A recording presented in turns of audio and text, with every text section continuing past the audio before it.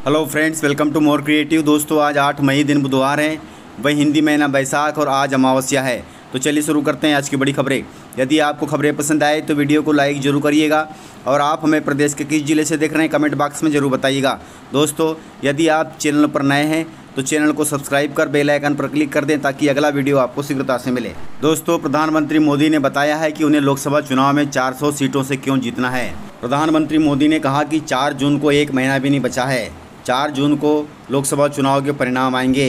7 मई को तीसरे चरण की वोटिंग थी।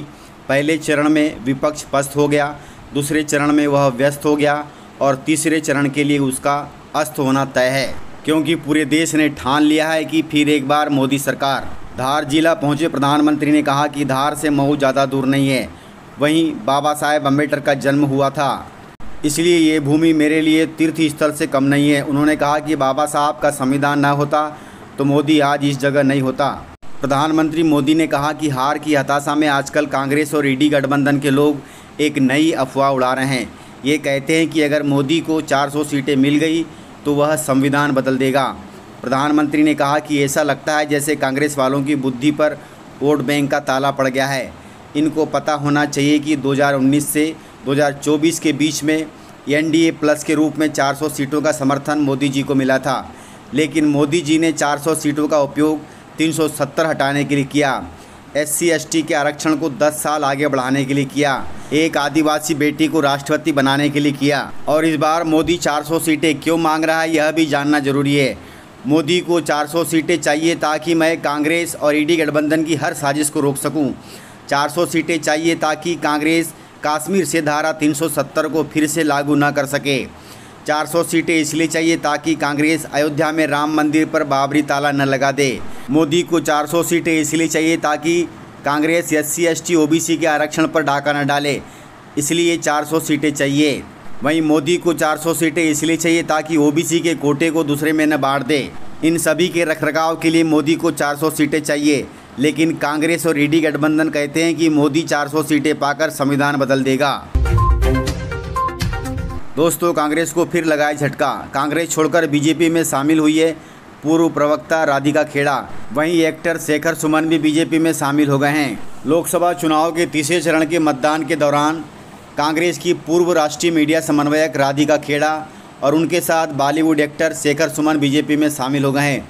दोनों ने दिल्ली में स्थित बीजेपी मुख्यालय में विनोद तावड़े की मौजूदगी में बीजेपी की सदस्यता ग्रहण की है। आपको बता दें कि एक दिन पहले ही कांग्रेस प्रवक्ता राधिका खेड़ा ने कांग्रेस पार्टी की प्राथमिक सदस्यता से इस्तीफा दे दिया था और वे आज बीजेपी में शामिल हो गए हैं। इस प्रकार कांग्रेस को लगा है तगड़ा झटका। पूर्व सीएम दिग्विजय सिंह ने बड़ा ऐलान किया है। उन्होंने कहा है कि यह मेरा अब आखिरी चुनाव है, इसके बाद मैं कोई भी चुनाव नहीं लड़ूंगा। दोस्तों, पूर्व मुख्यमंत्री और राजगढ़ से कांग्रेस प्रत्याशी दिग्विजय सिंह ने बड़ा बयान दिया है और उन्होंने EVM पर भी सवाल उठाए हैं। दिग्विजय सिंह ने कहा कि यह मेरा आखिरी चुनाव है, इसलिए क्योंकि मैं 77 साल का हो गया हूं। अब हम नए युवा को मौका देंगे। वहीं उन्होंने कहा कि हमें जीतने की पूरी उम्मीद है, हम 100% जीत रहे हैं। वहीं उन्होंने EVM पर सवाल उठाते हुए कहा कि EVM से मतदान में फर्जीवाड़ा होता है, इसलिए बैलेट पेपर से मतदान होना चाहिए। CBSE के 10वीं और 12वीं के बोर्ड परीक्षा परिणाम जारी होते ही उनकी अंकसूची डिजिटल लॉकर में आएगी। दोस्तों, CBSE बोर्ड द्वारा इस बार बोर्ड परीक्षा परिणाम के साथ परीक्षार्थियों की अंकसूची डिजिटल लॉकर में अपलोड कर दी जाएगी ताकि परीक्षार्थी सीधे स्कूल से पासवर्ड लेकर अपनी अंकसूची डाउनलोड कर सके।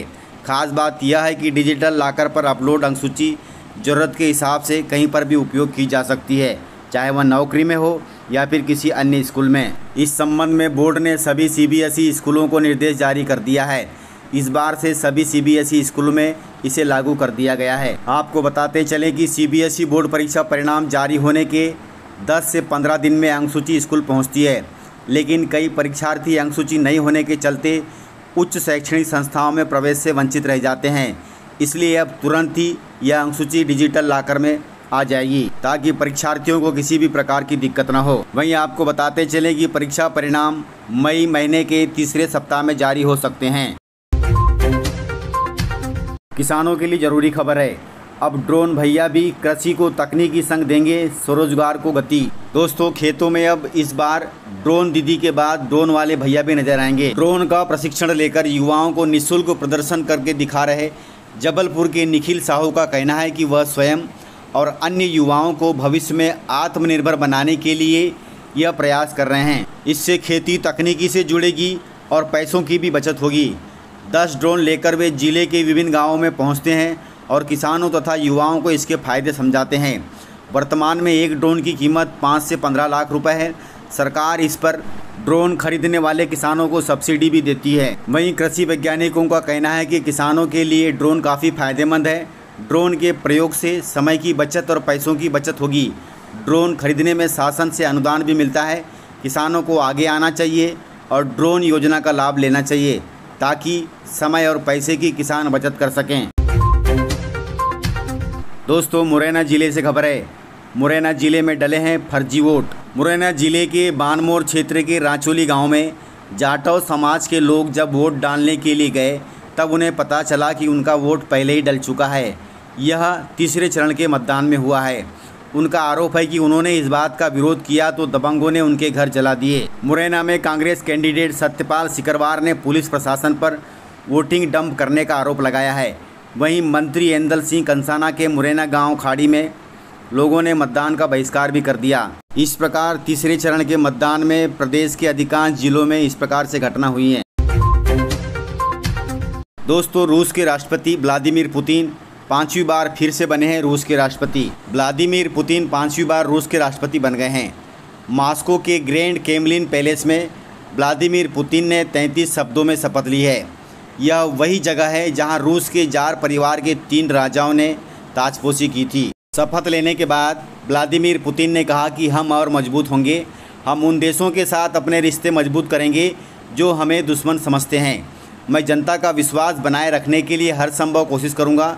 रूस में 15 से 17 मार्च को हुए चुनाव में पुतिन को 88% वोट मिले थे जबकि उनके विरोधी को 4% वोट मिले थे। दोस्तों आपको बताते चलें कि रूस भारत का सबसे अच्छा दोस्त है और हर परिस्थिति में रूस भारत को साथ देता है, इसलिए यह खबर जानना जरूरी है।